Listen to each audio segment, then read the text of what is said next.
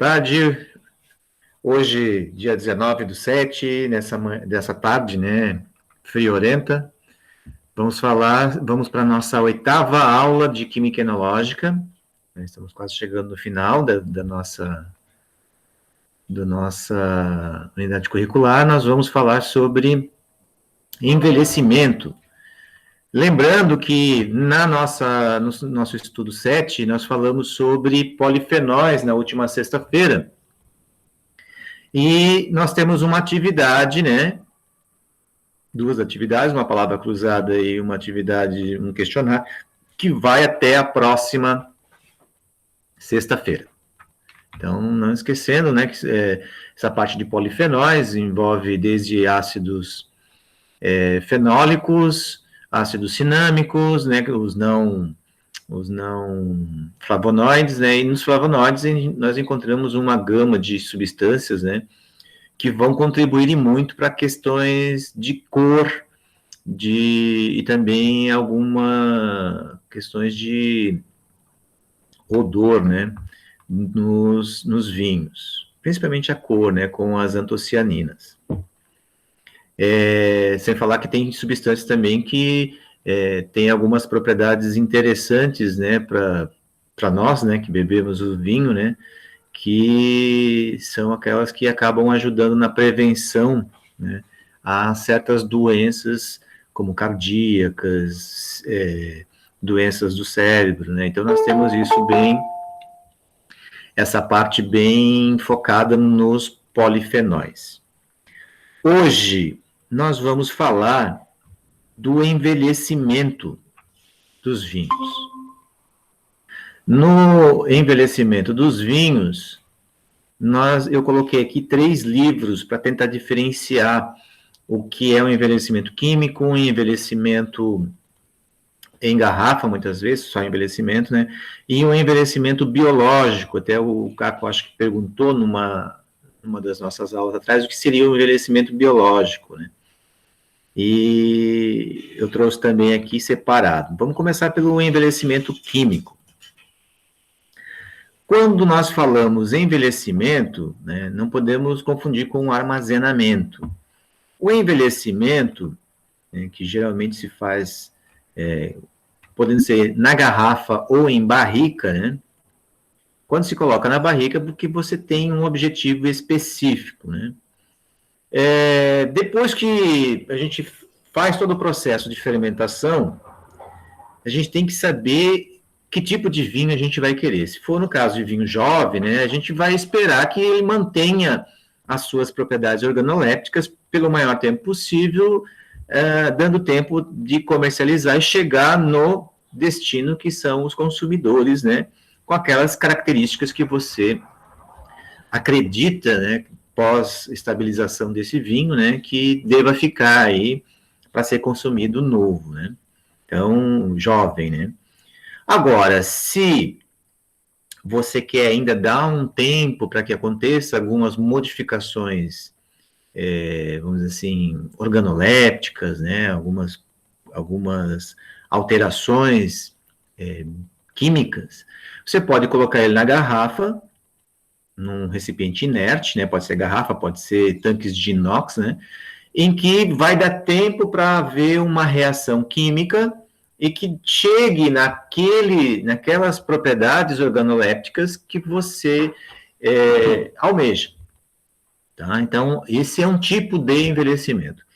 E quando você quer mudar essas propriedades durante o envelhecimento, ou acelerar, né, você pode usar o envelhecimento em barrica, né, onde a barrica vai adicionar algumas outras moléculas ao seu vinho, dando a ele algumas características diferenciadas, né?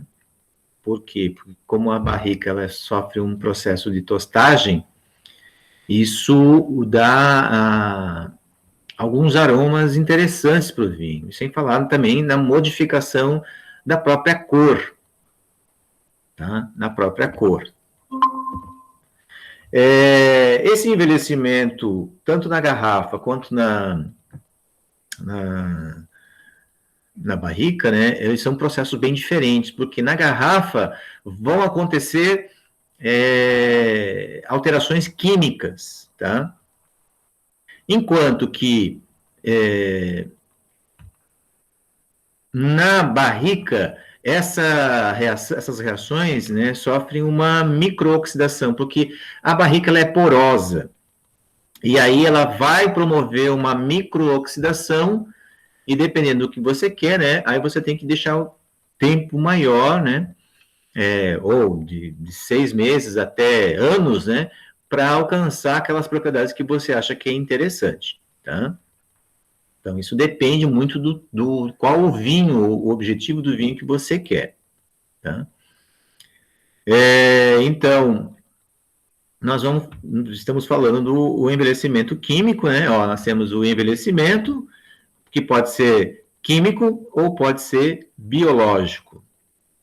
Então, vamos lá para o nosso envelhecimento químico. O barril de carvalho, né? Ele é um dos mais utilizados, né? E o carvalho é a madeira mais utilizada. Há quem diga que, historicamente, né, o transporte era feito por ânforas, né, de cerâmica, e eles perdiam muito material por causa de quebra, né, dessas ânforas. E eles começaram a utilizar a madeira para simplesmente transportar o vinho. E eles descobriram que quanto mais tempo ficava dentro dessas barricas, começavam a acontecer alterações. Então, o uso, né, das barricas, num primeiro momento, foi simplesmente numa questão de logística. E num segundo momento, verificou-se que a madeira dá uma modificada nas estruturas organolépticas do vinho, né? E o carvalho foi aquela madeira que mais se utilizou, mas existem outras madeiras que possam ser utilizadas. Já existem muitas vinícolas que utilizam outras madeiras, tá? Mas o carvalho hoje é a madeira, vamos dizer assim, preferencial para o envelhecimento de vinhos.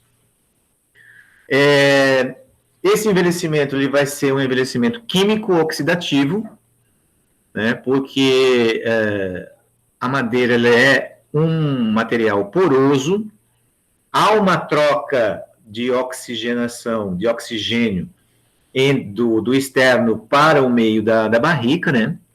Então há essa microoxigenação, né, que vai dar um diferencial, né?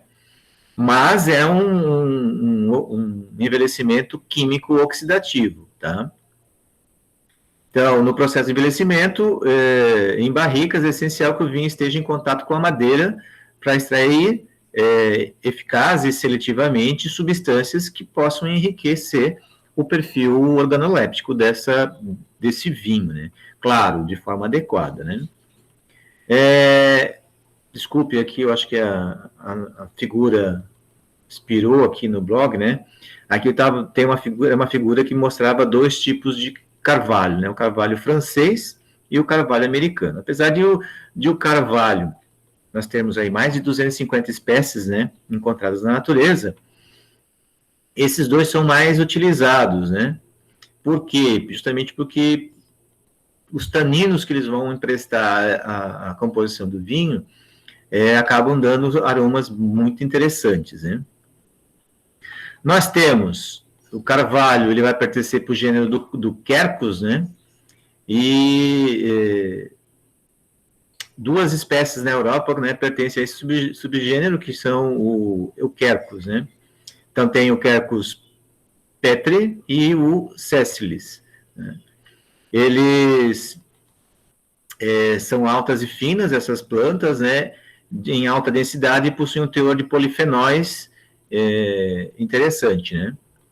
Mas nós temos também o Quercus robur e o penduculata, que cresce já em solos férteis, né, que requer também muita luz solar. Vejam só, no início utilização, né, dessa madeira, na França, principalmente, né, a gente diz que o carvalho é francês, mas a grande maioria vinha da Rússia, vinha das regiões que incluem Hungria, Polônia e Rússia, né? Veja, hoje também Itália, Península Ibérica. Veja só que quando a França utilizava lá nos idos de 1930, né, a grande maioria da madeira vinha da Rússia para a França. Né? Aí chama-se de carvalho francês porque criaram-se muitas fazendas lá, né, específicas para esse tipo de carvalho europeu. Tá? Mas também tem na América do Norte, e a América do Norte também faz cultivo, principalmente lá em Ohio, Missouri, Virgínia, Wisconsin, Illinois e Iowa, né? Eles também produzem, só que daí já é, né, o Quercus alba, né? Já muda a espécie desse carvalho. E dá muita diferença na questão aromática, né, e nas questões organolépticas. Bom, mas quais são os compostos contribuídos para o vinho pela madeira? Olha só, a madeira, né, não podemos esquecer que ela é uma mistura de tecido de xilema que constitui as raízes, o tronco e os ramos das plantas lenhosas, exceto a casca. A casca é tirada, né? Então, não podemos esquecer que principais componentes da madeira são celulose, hemicelulose e ligninas. São estruturas essas que são mostradas aqui, ó, que são, vamos dizer assim, polímeros de glicose, ó. São polímeros de glicose, que se ligam em cadeias longas, né, a celulose e a hemicelulose. A hemicelulose é porque ainda vai apresentar polifenóis ligados nessas estruturas, tá? Enquanto que a lignina são polímeros um pouco mais complexos, né? São estruturas um pouquinho mais complexas, que têm também polifenóis e que são mais resistentes. São poucos aqueles, vamos dizer assim, micro-organismos que possam degradar essas estruturas. Principalmente fungos, né? Não leveduras, fungos mesmo, fungos mais que acabam gerando cogumelo, essas coisas assim, né? Eles acabam utilizando essas estruturas e quebrando essas ligações, dando monômeros.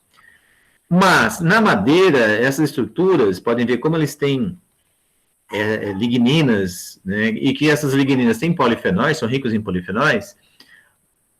Depois que se faz a barrica, essa parte que também é queimada, né, não sei se vocês já viram como é que é feito, existe uma tosta dentro da barrica, né,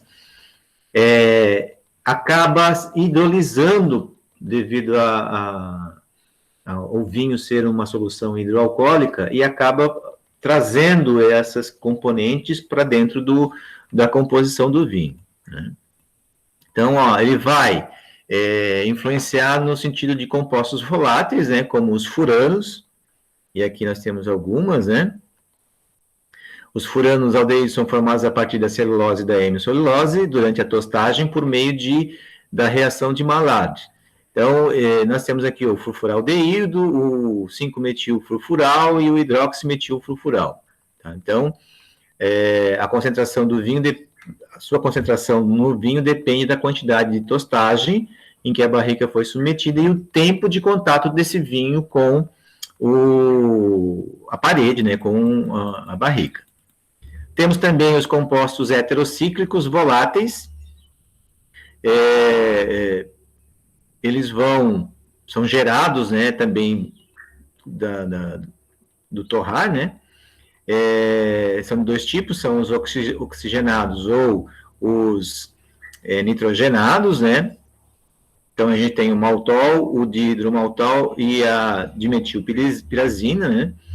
E eles vão contribuir com aromas de torrado, caramelo, baunilha, muitas vezes pode também dar, né?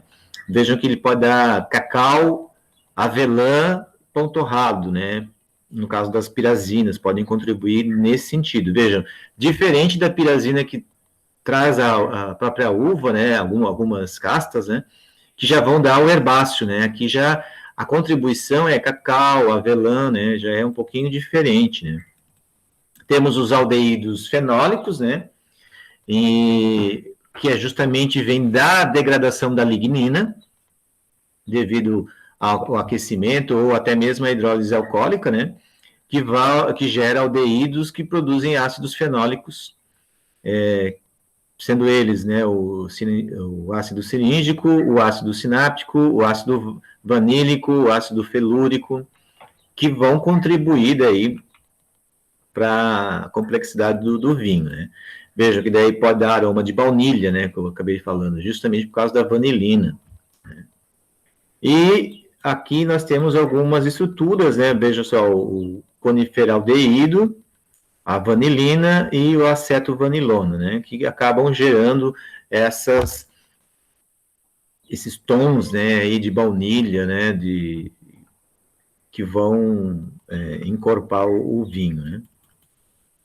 Temos também fenóis voláteis, tá? Alguns fenóis voláteis, como eugenol, siringol, metilsiringol, o alil 4-siringol, né, o metil-guaiacol, ele também pode ser produzidos. E as lactonas, né, o beta-metil-gama-octalactona também é contribuição, né, as octolactonas, as nonalactonas, as decalactonas, né, que a gente já viu em algumas aulas atrás, né.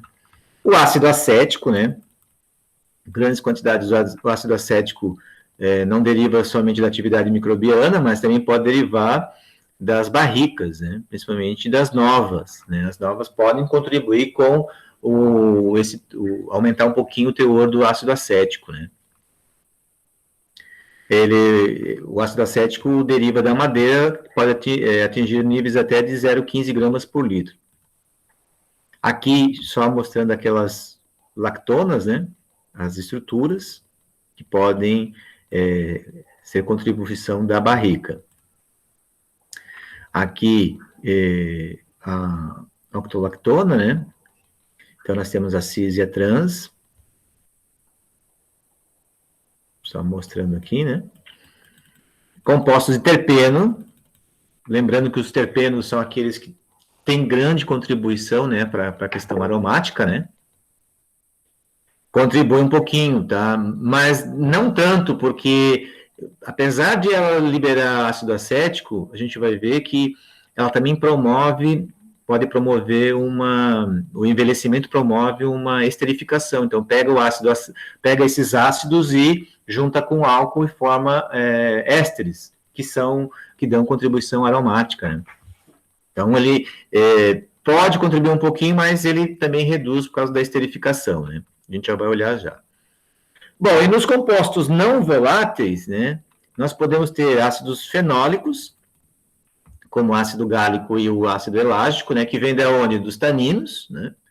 Os flavonols, né, dentre eles aqui nós temos as catequinas, né, e procianidinas, aqui está então o ácido gálico e o ácido elágico, que vem justamente da porção dos taninos, né, os elagitaninos, né, os taninos elágicos e os taninos gálicos. Outros compostos que a gente pode também encontrar, né, são as cumarinas, né, veja que daí nas estruturas, né, ó, pode haver as hidrólises aqui, liberar esses compostos, né, para dentro do vinho, ou na forma de taninos, ou na forma simplesmente de polifenóis, vai contribuir, né, e muitas vezes provoca, a gente vai ver depois, né, vai provocar aquela mudança da cor, né, do vinho.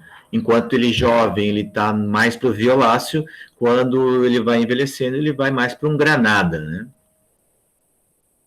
E aqui, mostrando isso, né, o glucosídeo de cumarina e o glucosídeo de galoil, né, são dois ácidos gálicos, né, que estão ligados nesse glicosídeo.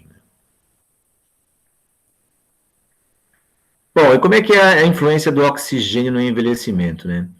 Vejam que, como há uma microporosidade, vai passar oxigênio para o interior da barrica, né? E esse oxigênio, ele vai ajudar em certas reações. E aí ele vai vai provocar, né, a oxidação de álcoois e de aldeídos e cetonas, por consequência, né? Então, pode ser produzido grandes quantidades de isobutirialdeído e compostos de carbonila, como benzaldeído, 2-nona-nona, 2,1-decanona, que são cetonas, né? Aldeídos e cetonas, né?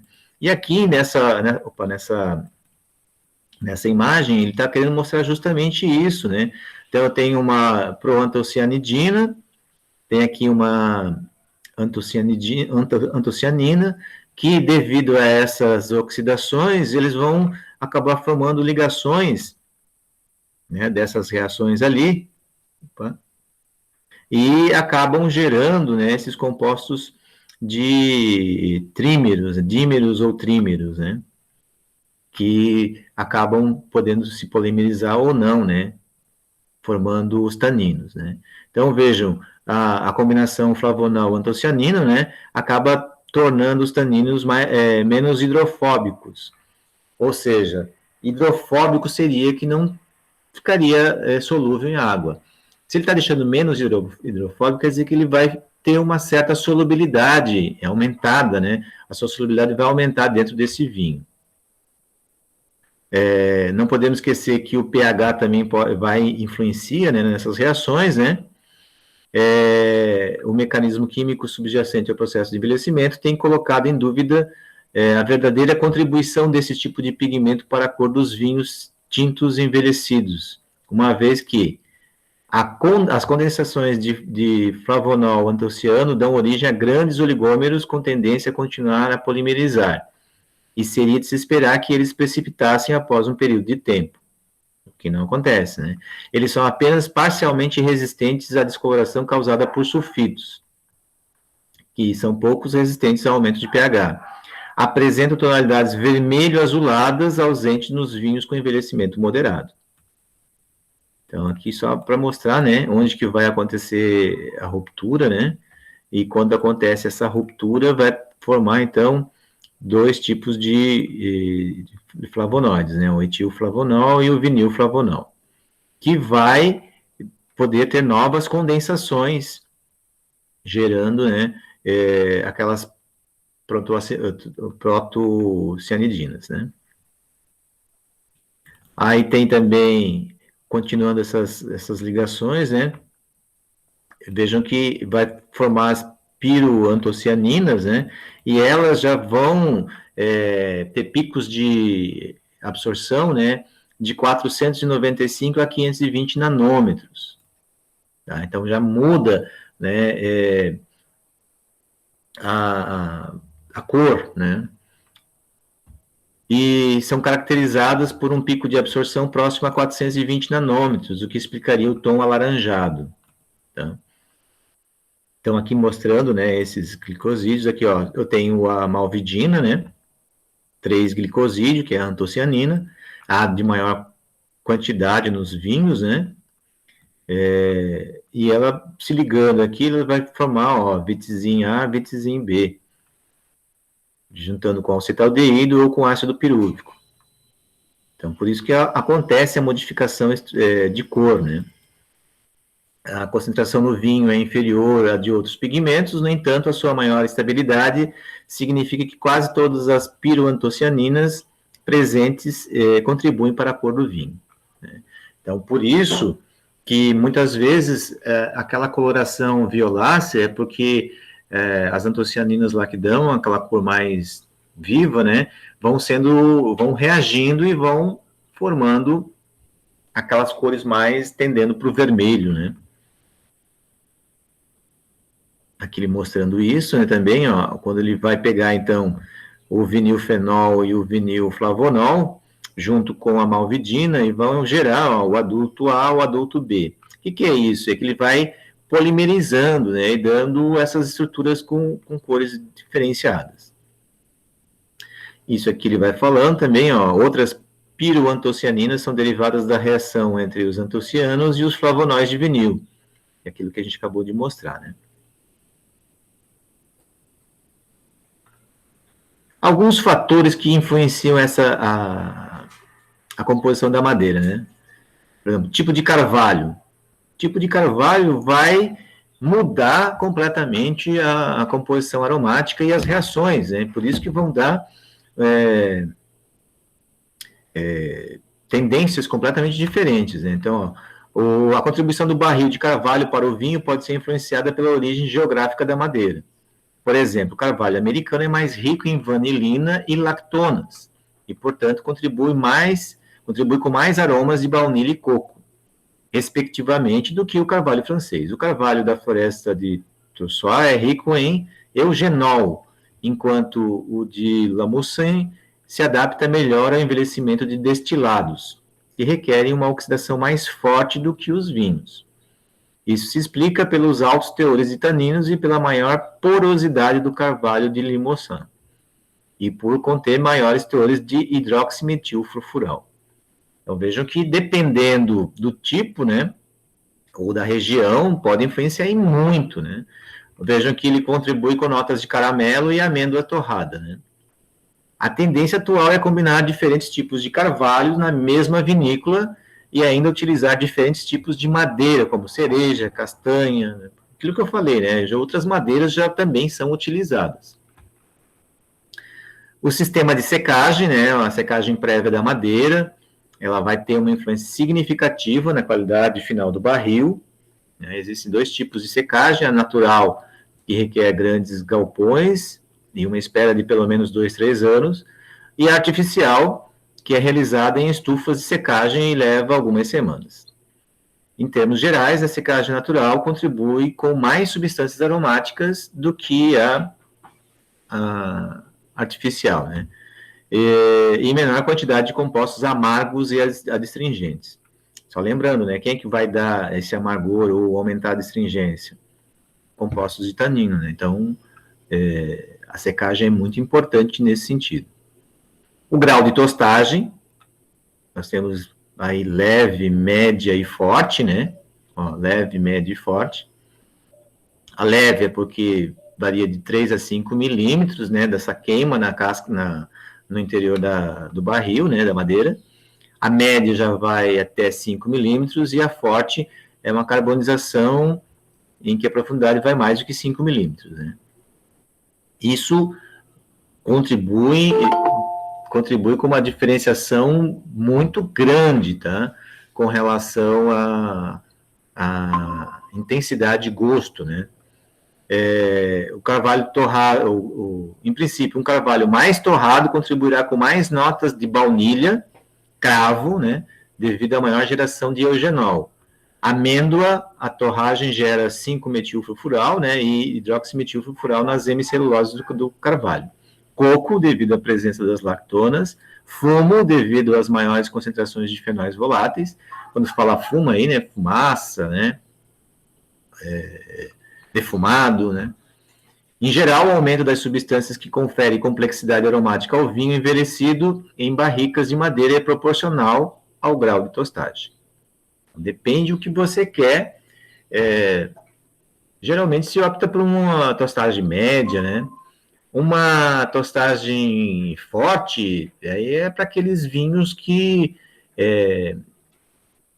tem um grande corpo, né? E você quer tornar ele mais suave, né? Bom, tem gosto para tudo, né? Você identifica, né, muitas vezes. Muitas vezes você faz aí um envelhecimento numa tostagem forte e você tem que dar um tempo maior de garrafa depois para poder ele provocar algumas reações e ficar mais interessante. Né? O número de usos também da barrica, né? O número de uso da barrica influencia muito, né? Na questão de vinhos, o uso de barrica aí não passa de 3, né? 3 vezes o uso de uma mesma barrica, né? Claro, uma barrica jovem vai dar um vinho com maior, vamos dizer assim, intensidade aromática, né? Ou maior troca de substâncias, né? No segundo uso já diminui bastante, então depende de que vinho que você vai querer usar para esse segundo uso, né? 3 é o máximo que se comenta, né? E depois eles passam essas barricas, vendem essas barricas aí para quem produz cachaça, cerveja, né? Existem muitas cervejas que são envelhecidas hoje em barrica, né? E eles dão preferência para alguns tipos de vinho que foram feitos nessas barricas, porque vão dar um aroma diferenciado para as cervejas, né? Eu mesmo já tomei algumas e achei bem interessante, né, a contribuição. Bom, essa é a parte do envelhecimento químico, que é a contribuição das barricas, né? Agora, no segundo, quando a gente vai falar em envelhecimento, no segundo livro que eu mostrei para vocês, né? Veja bem, quando a gente deposita o vinho, pronto, né?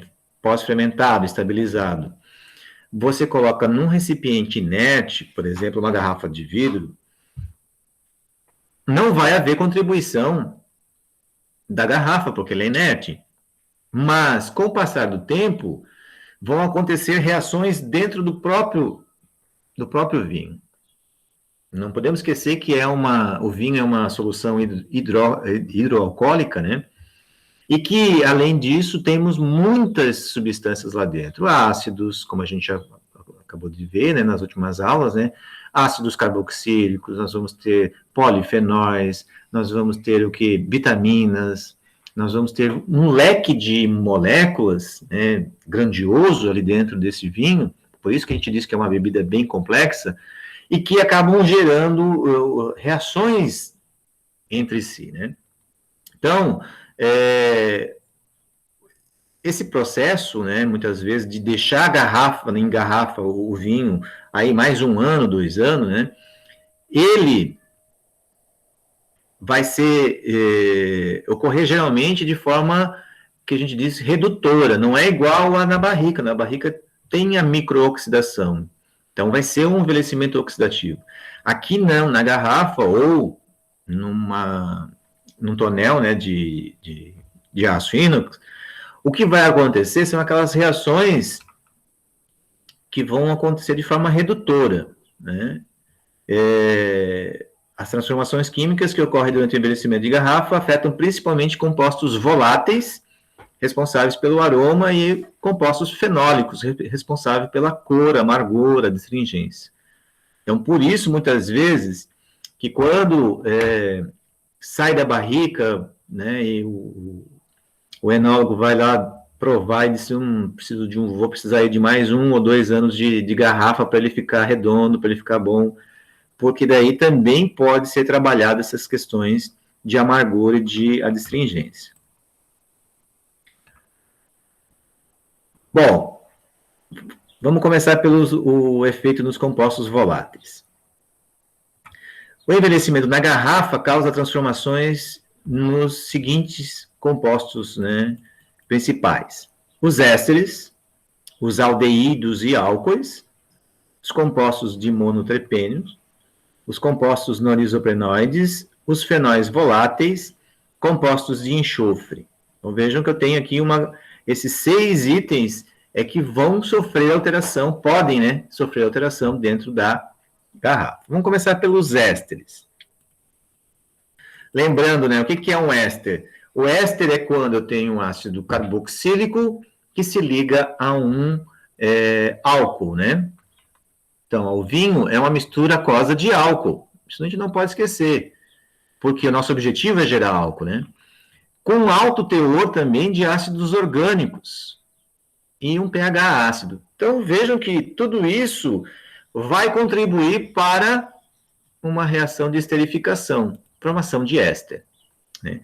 Em geral, o que nós temos? Um ácido orgânico junto com um álcool, faltou a setinha aqui, desculpe, vai gerar um éster e vai eliminar uma molécula de água. Essa é a reação. Um ácido mais um álcool vai gerar um éster e liberar água.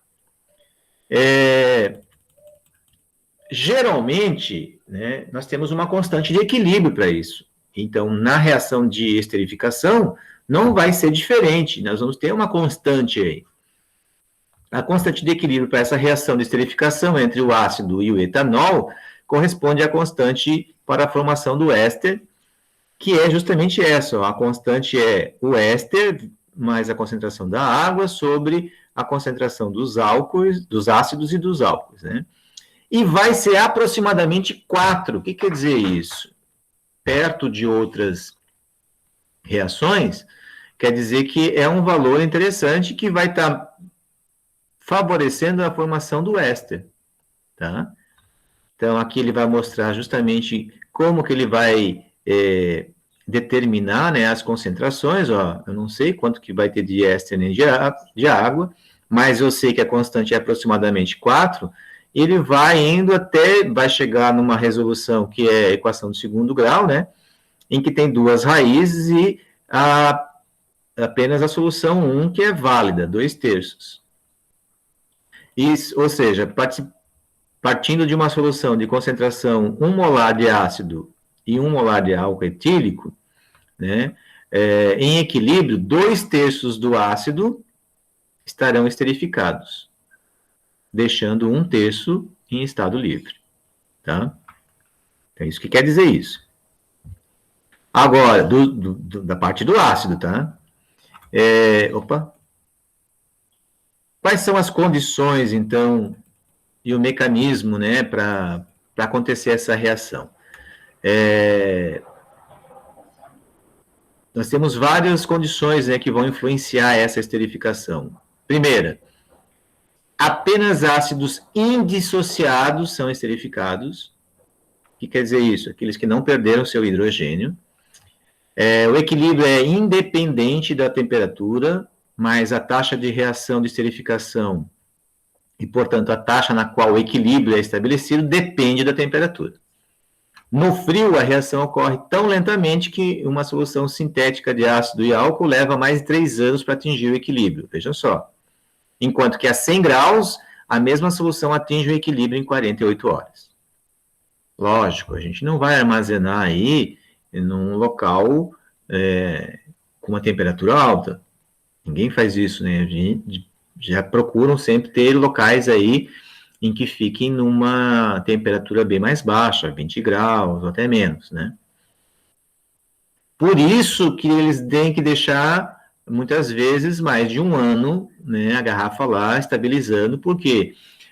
Porque depende da temperatura para alcançar o equilíbrio, né? A taxa da reação de esterificação depende da natureza do ácido. A reação ocorre em meio ácido. Opa, o vinho ele está em meio ácido, né? 3,5 a 4 de pH, né? Então, veja só, o que vai acontecer? Qual é o mecanismo? Eu tenho um ácido, em meio ácido, é ativado, então, pelo meio ácido, vai gerar esse carbocátion. Esse carbocátion é justamente onde vai acontecer o ataque do álcool. Olha aqui, tem o álcool, né? Ele vai atacar justamente onde está positivo, né? E vai gerar esse composto intermediário. Esse composto intermediário, então, vai promover a saída de água e do hidrogênio lá, ó, do outro OH. E aí ele vai gerar o éster, liberando a água e o hidrogênio ionizado. Então, vejam que essa reação ela vai acontecendo até se alcançar o equilíbrio e aí não muda mais as concentrações. Por isso que se demora tanto tempo com a temperatura mais baixa, né? Vejam que sempre uma molécula de água vai ser gerada, né, nesse processo de esterificação, tá? A ordem de reatividade. Primeiro, álcools primários são mais reativos do que os secundários, do que os terciários. Como a grande maioria do álcool que nós temos no vinho é álcool primário, ele é que vai reagir, né? Então, vejam, né? Se você...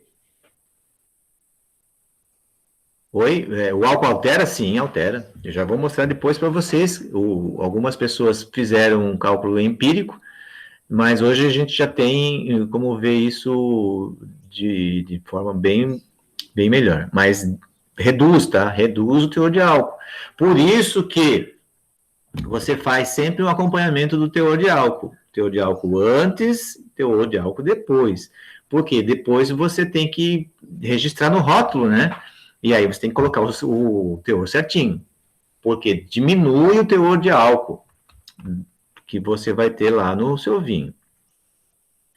Como é que se faz o cálculo? Ó, em 1863, o Berthelot ele escreveu uma fórmula tentando determinar qual é o teor, né, de ácido esterificado, né, enquanto que isso iria, em porcentagem, né, pegar o volume de álcool, né, reduzir a porcentagem de álcool, onde o Y equivale é o ácido esterificado, né, em porcentagem, o A é o gramas de álcool em 100 gramas de vinho, sem extrato seco, e usando uma fórmula, na fórmula, né, ele coloca que a porcentagem volume de etanol, né, 10%, o extrato seco é 20 gramas por litro. Então, veja, quando eu tenho 10% de álcool, ele dá um extrato seco de 20 gramas por litro.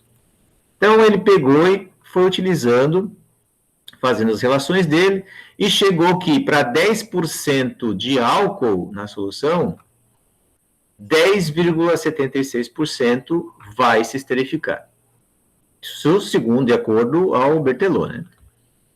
Ele fez essa equação, ele fez essa equação, né, e calculou até para achar, com esse 10,76%, qual seria, né, a quantidade de água, porque daí com a quantidade de água você pode calcular a quantidade de éster e assim por diante. Ele achou 55,05 mols de água, né? E aí ele conseguiu chegar nessa relação, né, 0,1375, quer dizer, 13,75% vai ser de éster formado. Ele tem aqui, ó, fez uma tabela, fizeram uma tabela e viram que, na verdade, não chega nesses máximos a esterificação, né? Vejam que se eu tenho 7% volume de álcool, por Berthelot chegaria a 8,55, e o que se verifica é 8,51, de acordo com a constante de equilíbrio. 9%, 10,89, 10 pelo Berthelot. Vejam que o empírico dele, né, só aumenta ali no mais baixo, mas em alguns momentos ele vai ser menor do que o pela constante de equilíbrio. Tá?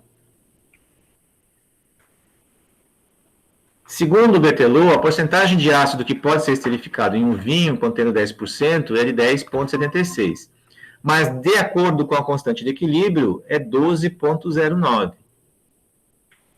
Então, a gente vê que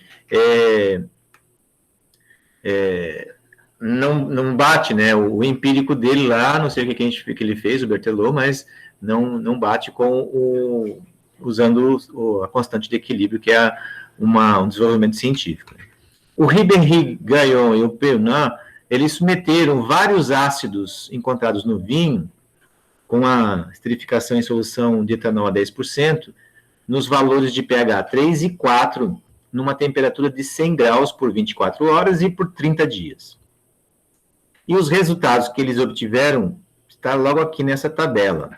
Então, o que eles viram? Eles pegaram ácido succínico, málico, lático, tartárico, cítrico, acético, propanóico e butanóico. E observaram, com os dois pHs diferentes, 24 horas, e depois de 30 dias eles mediram para ver qual era a diferença. Vejam que não muda muito, né? 8,4, 10,2. Muda o quê? A questão do pH. Quanto maior o pH, meio que diminui, né, a porcentagem de esterificação. Então, no pH 3, você tem uma maior esterificação do que no pH 4. Por quê? Porque o meio, quanto mais ácido, maior é a ativação para que aconteça a esterificação. Tá? Então, vejam que também o tipo de ácido também muda, né, essa esterificação. Tá? Bom, quais são essas reações, então, né? Algumas que a gente tem ali, ó, acetato de etila. O acetato de etila, deixa eu vou abrir aqui uma lousa. Deixa eu pegar uma lousa aqui só para a gente ver isso.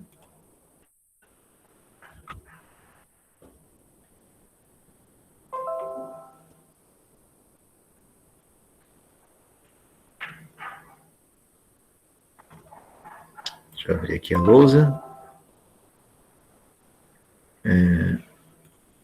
Deixa eu definir aqui o zoom. Quando a gente fala acetato ou etanoato, é a mesma coisa, vem de ácido acético, né? Então, o acetato, ele vem desse ácido aqui, ó. Ácido... Oi? Assim, eu não vi antes a tua pergunta, Caco. Estamos falando da esterificação. Então, eu perguntei, professor, se o meio ácido ele melhora o vinho. Não, como é que eu perguntei lá? Sobre a esterificação, né? Uhum. Se o meio ácido muda a esterificação para melhor, é isso, melhora o vinho. Quanto mais ácido, sim. Quanto mais Quanto ácido, mais ácido. favorece, né? Favorece a esterificação. Mas, claro, nunca vai chegar naquela porcentagem que é determinada pela constante de equilíbrio. Por quê? Porque nunca vai chegar? Porque também a temperatura está mais baixa, né? E para alcançar a constante de equilíbrio, depende da temperatura, né? Então, vejam só, o acetato... Deixa eu voltar lá, onde a gente estava... acetato de etila, tá? O primeiro que a gente tem ali. Deixa eu voltar aqui.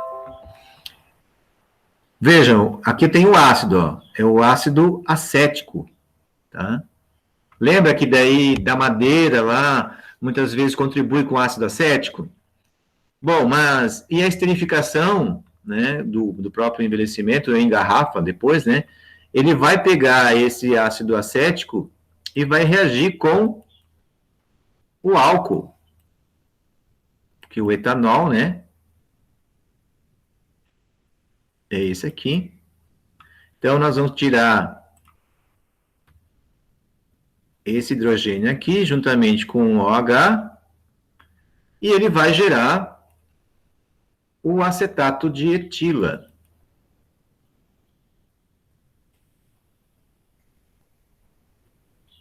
Tem aqui o oxigênio. E aqui está o acetato de etila. Mais água. Não podemos esquecer que a água é justamente dessa reação aqui. Esse aqui, ó, é o acetato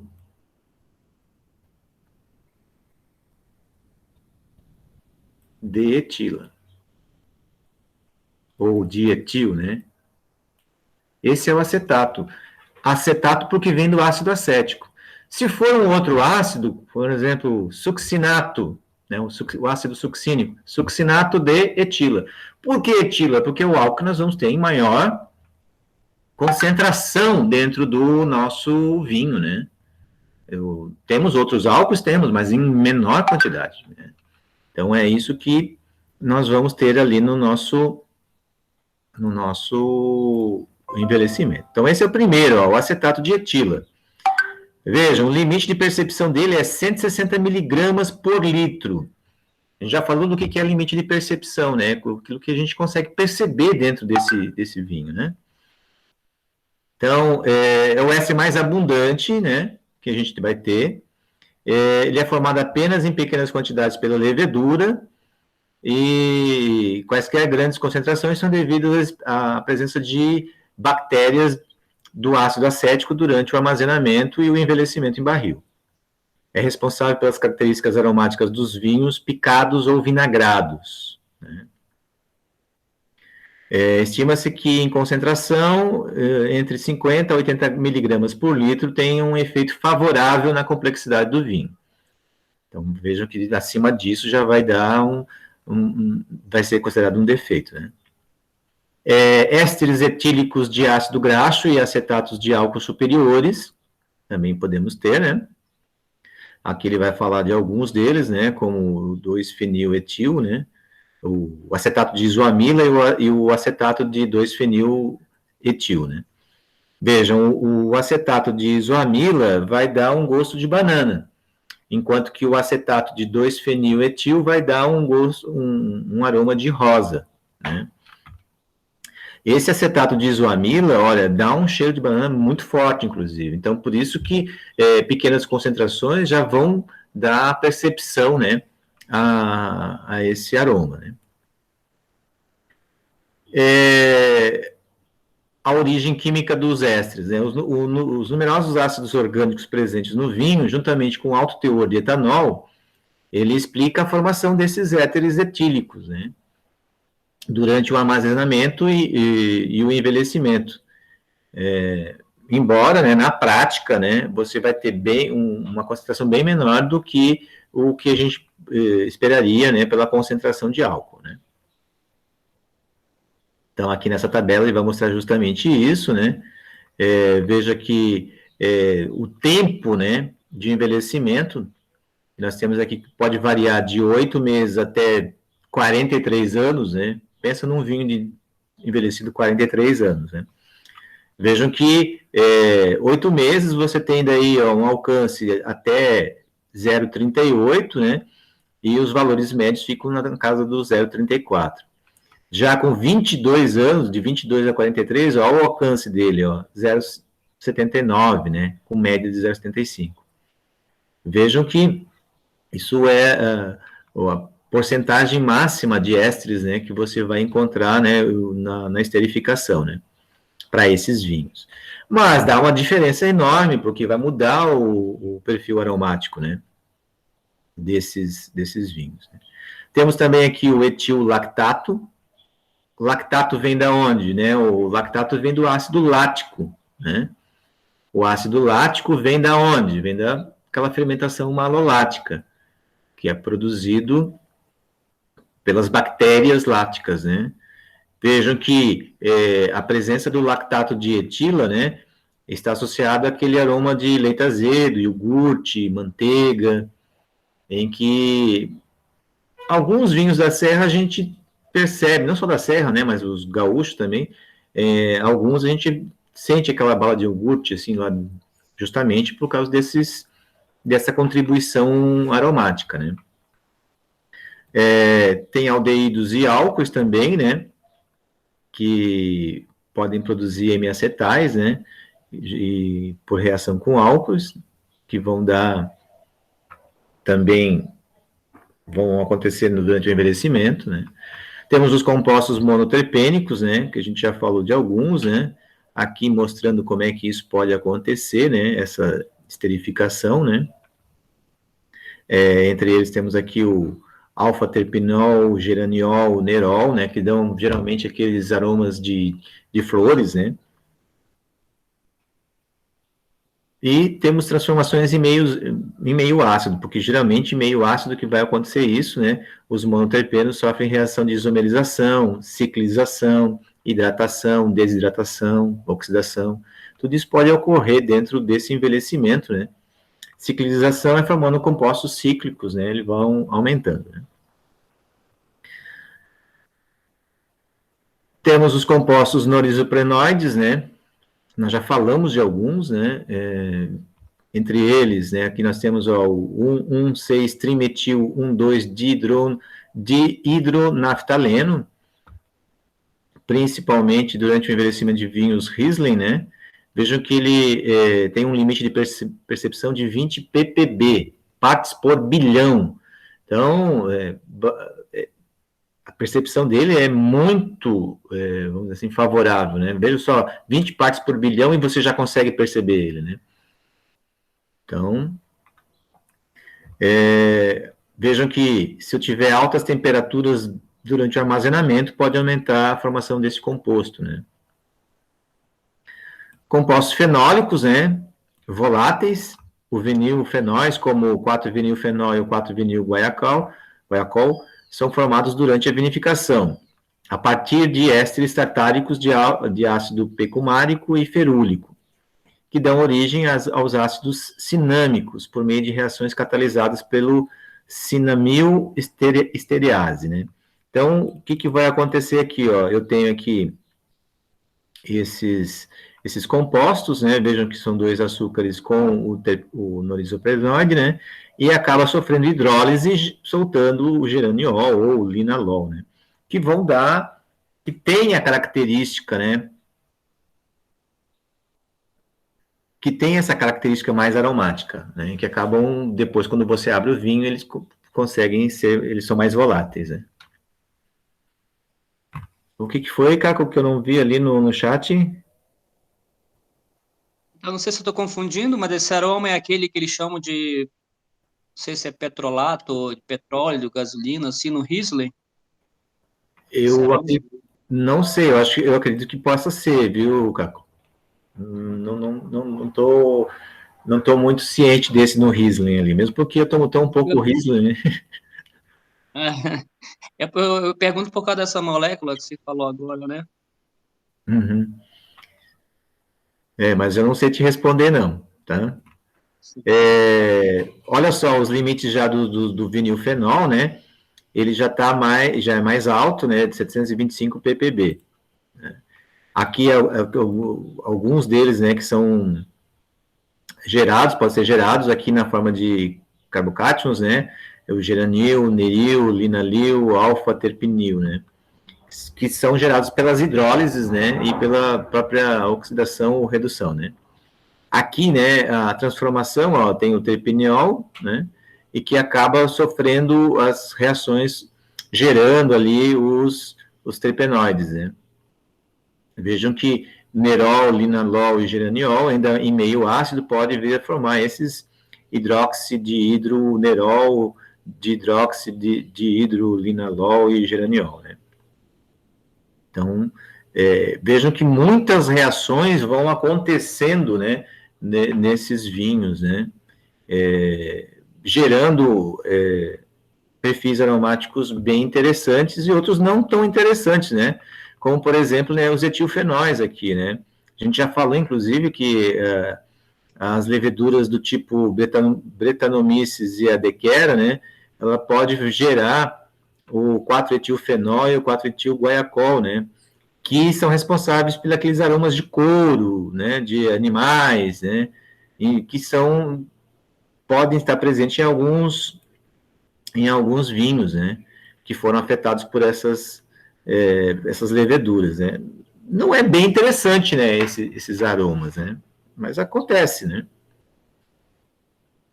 Aqui mostrando, né, os tipos de reações que podem acontecer, aqui ele chamando acetal de Riesling, de repente seja justamente essa aqui, né.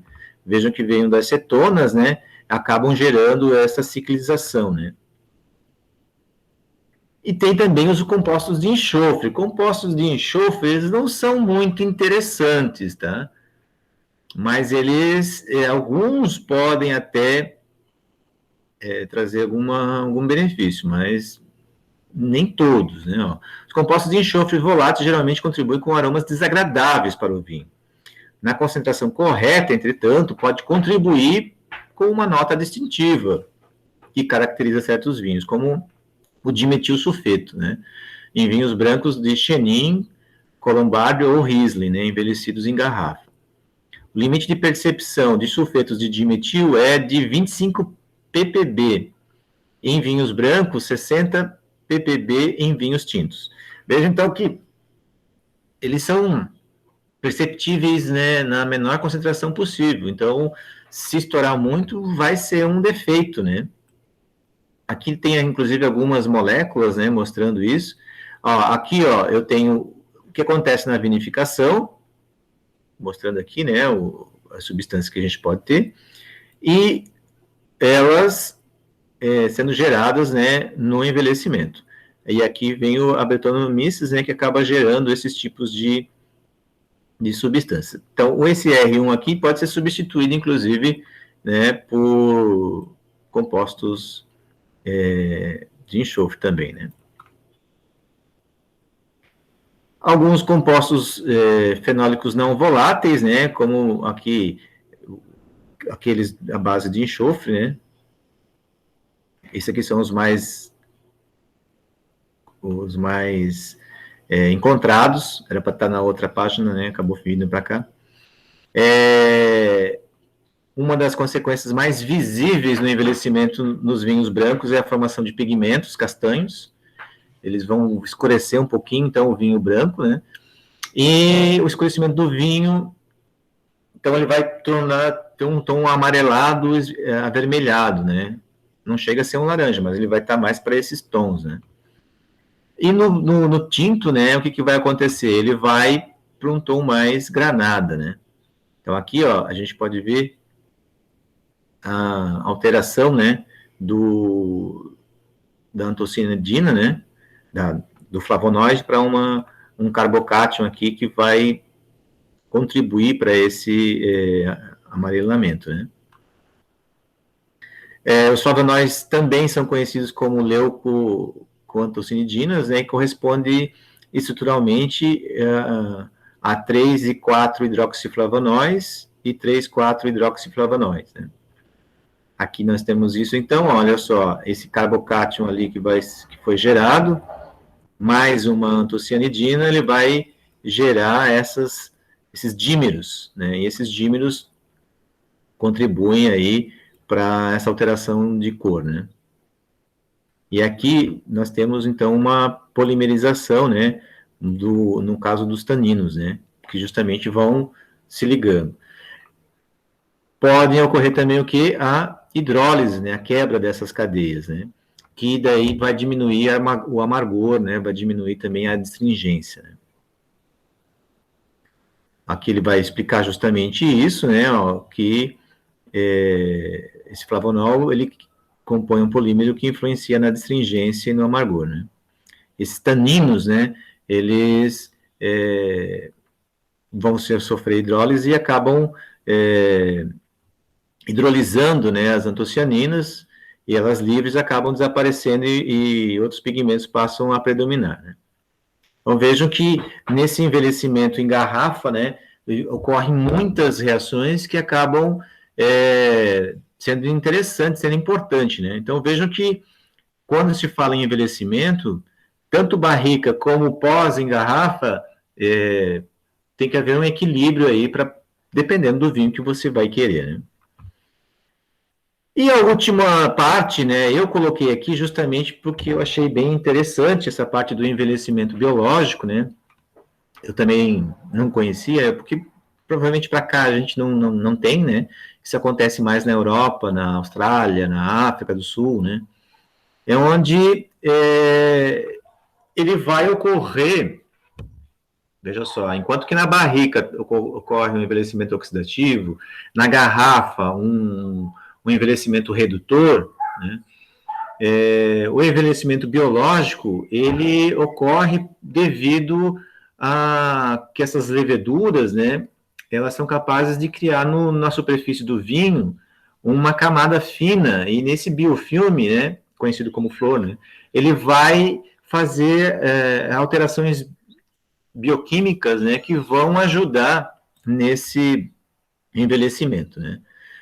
Vejam que a região de Montilla Moriles e Jerez, na Espanha, né, entre outras do mundo, né, são as que mais utilizam esse crescimento de leveduras na superfície do vinho. Inclusive, nós temos uma foto aqui que mostra justamente isso. Vejam aqui tem o recipiente do envelhecimento, né, botou o vinho ali, cria-se uma camada, né, como se fosse flor. Inclusive, eles chamam de flor porque é uma camada espessa, né, branca, para diferenciar de outra contaminação, como cândida, né, que daí já não é benéfica ao vinho, né.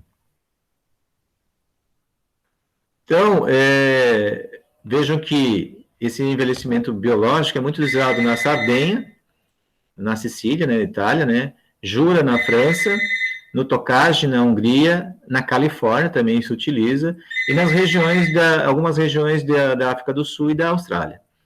Porém, na Espanha, ele é muito utilizado lá nas regiões de Jerez e Montilla Moriles, né? Esse envelhecimento biológico. Tá? Eles são feitos, então, por vários meses, né? Após a conclusão da fermentação alcoólica. Oxida o vinho? Podem perguntar. José. Ali, eu estava lendo, quase esqueci, quase perdi o rumo, estava lendo a pergunta de Oxida, mas assim, ele É um processo que ele ocorre de forma natural em função do repouso. A flor, exatamente. o processo É, flor. olha aqui, olha, ele vai explicar aqui mais melhor, né?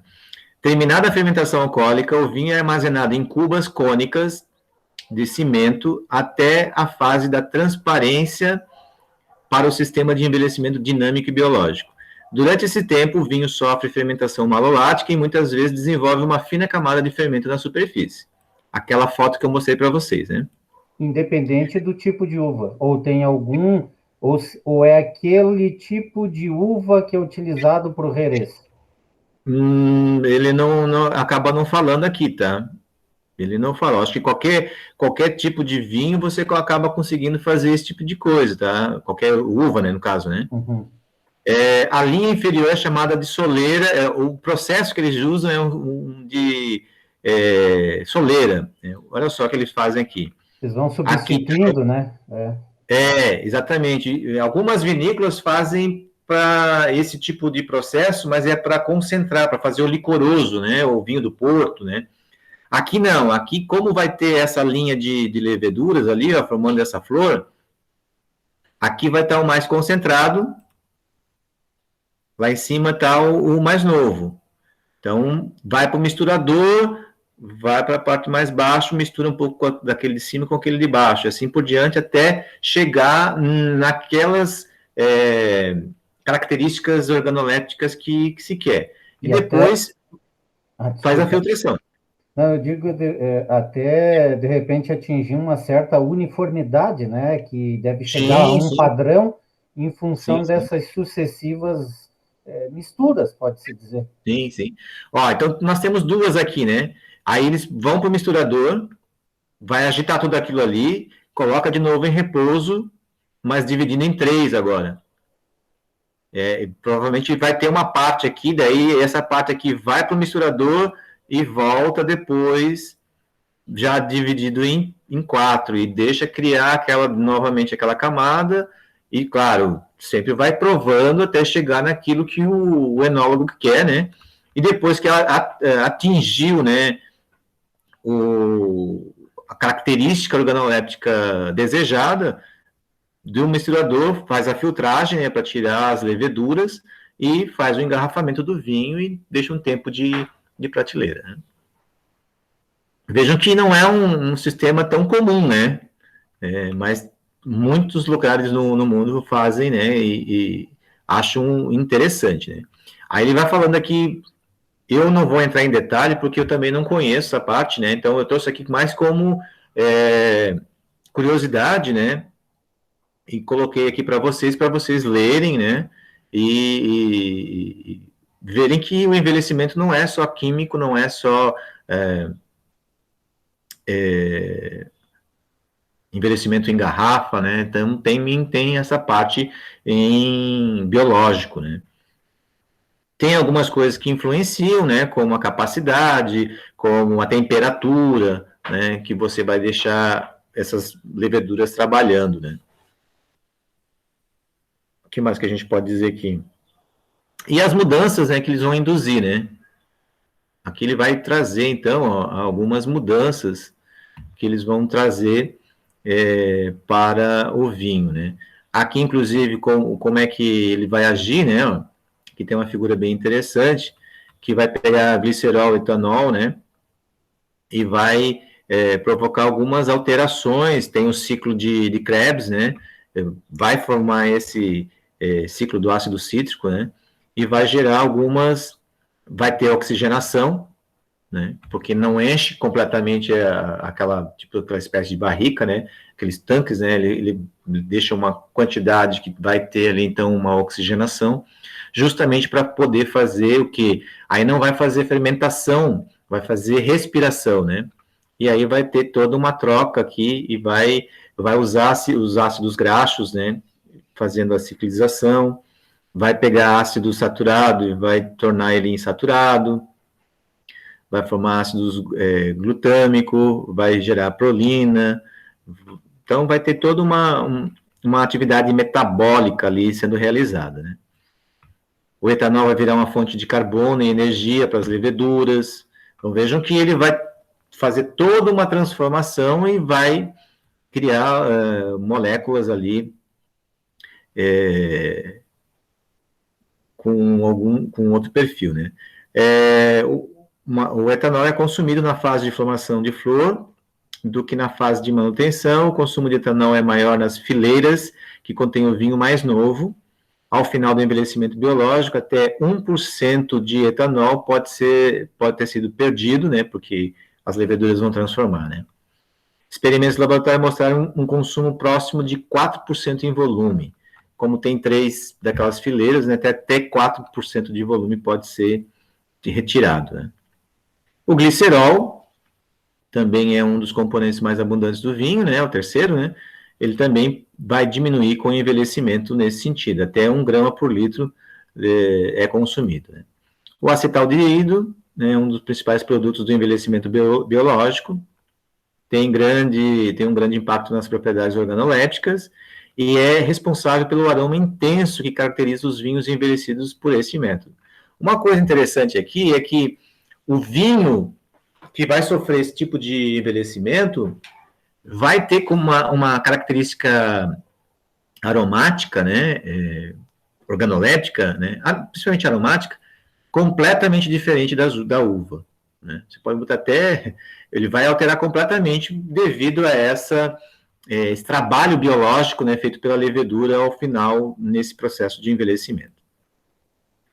Aí ele também diz que o acetaldeído também participa de outras reações, aqui combina-se com SO2, né, aumentando assim a proporção de SO2 ligado no vinho, atua como molécula ponte para formar compostos de adição com certos polifenóis, como taninos e procianidinas.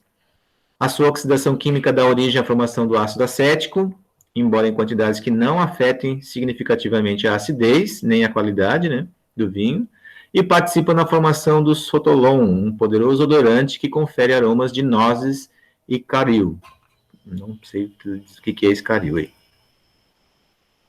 Compostos de nitrogênio também ajudam, né, como a L-prolina em particular, né, são a principal fonte de nitrogênio para as leveduras da flor, né. Então vai diminuir esses componentes de aminoácidos, né. Aqui só mostrando, né, a formação do acetaldeído, o álcool, daí vai entrar na rota metabólica, gerando o acetaldeído. Aqui, né, o acetaldeído, o que ele pode gerar, né, que substâncias ele pode gerar a partir do acetaldeído, né. O etanol, ácido sulfônico, polifenóis, adição de compostos, né, formação de ácido acético, acetoína, o 2,3-butanodiol, o dietoxietano também. Então, essas são algumas substâncias que ele pode gerar a partir do acetaldeído. Ácidos orgânicos, né,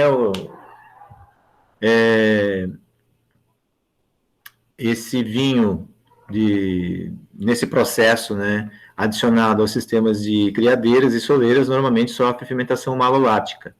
Ele não contém grandes quantidades de ácido málico, porque tudo vai ser processado, né? Por outro lado, a redução do teor de ácido tartárico que ocorre durante o envelhecimento biológico está ligada à precipitação cristalina. A gente já falou sobre essa precipitação, né? Devido ao teor de álcool, né? Como nesse processo aqui, vejam, eles, em vez de eles fazerem uma segunda fermentação malolática, eles deixam já envelhecendo, porque essas leveduras vão acabar provocando essa fermentação malolática, né? Álcools superiores e ésteres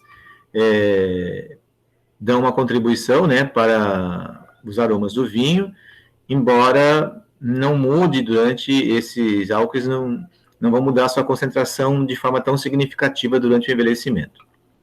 A autólise do fermento aumenta a concentração de certos álcools superiores, como o propanol, isobutanol e álcools isoamílicos. A concentração de acetatos de álcool superiores geralmente diminui nos primeiros meses do envelhecimento, devido a essa hidrólise, né? E dos ésteres etílicos dos ácidos orgânicos, ao contrário, já vai aumentar particularmente no caso do ácido lático e do succínico. Aí temos as lactonas, que acabam sendo geradas, né? Se desenvolve sobre o filme flor, né? E os polifenóis, né? Que as leveduras flor exercem um efeito protetor contra o ar, porque consomem o oxigênio antes de o oxigênio oxidar esses polifenóis, né?